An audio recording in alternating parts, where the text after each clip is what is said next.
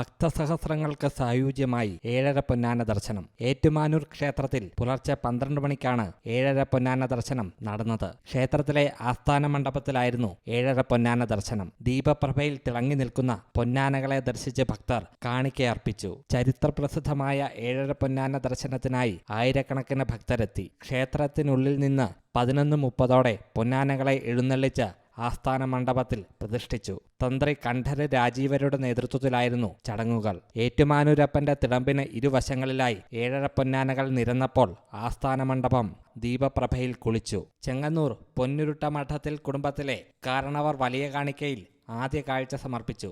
തുടർന്ന് ഭക്തർ ഏഴര പൊന്നാനകളെ ദർശിച്ച് കാണിക്കയർപ്പിച്ചു. ആസ്ഥാന മണ്ഡപത്തിന് മുൻപിൽ വലിയ തിരക്കാണ് അനുഭവപ്പെട്ടത്.